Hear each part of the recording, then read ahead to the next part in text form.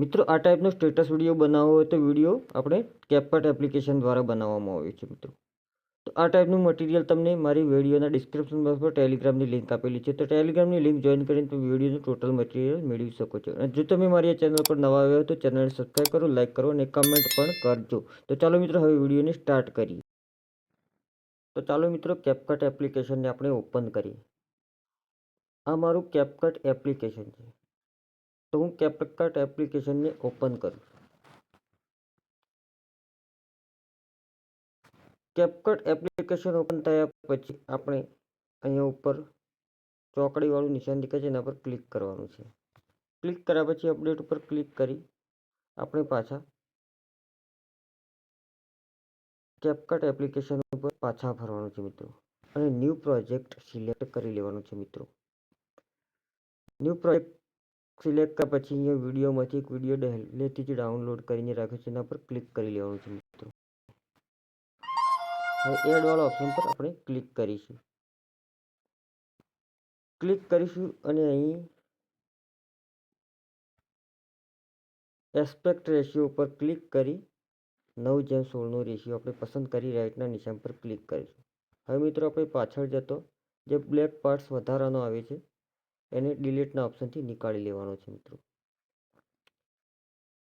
હવે મિત્રો આગળ આના પર 2 વાર ટેપ કરીશું અને આગળ જતો અહીં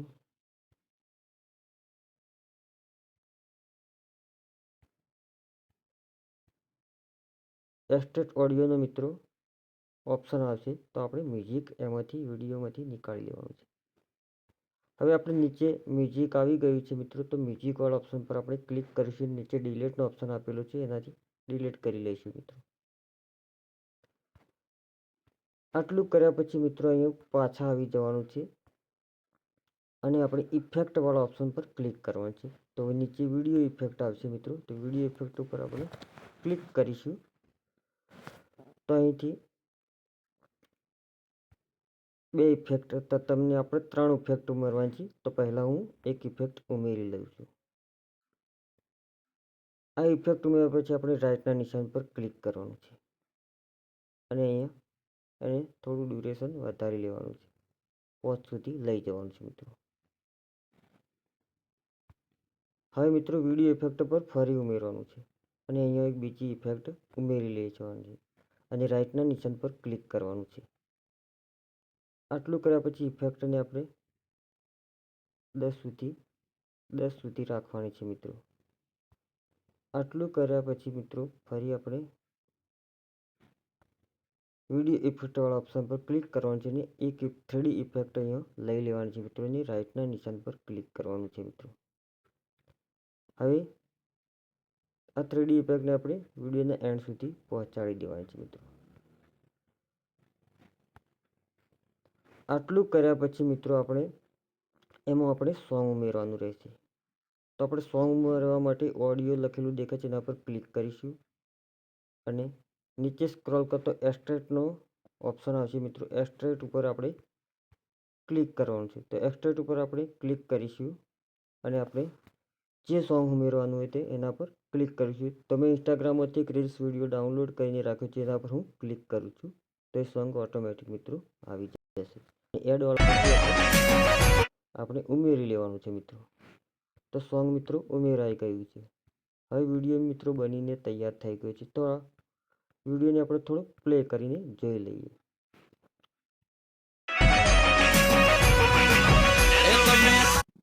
તો મિત્રો આ ટાઈપનો વિડીયો તમને બનીને સામે તૈયાર આવશે.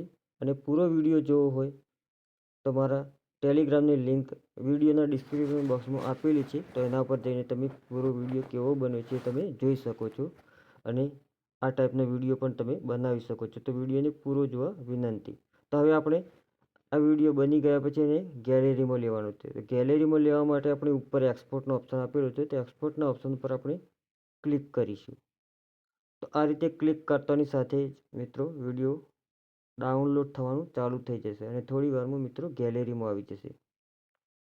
ગેલેરીમાં લીધા પછી મિત્રો આપણે વોટ્સઅપ સ્ટેટસ, ફેસબુક કે ઇન્સ્ટાગ્રામમાં વિડીયો શેર કરી શકીએ છીએ. તો થેન્ક યુ મિત્રો. જય હિન્દ, જય ભારત.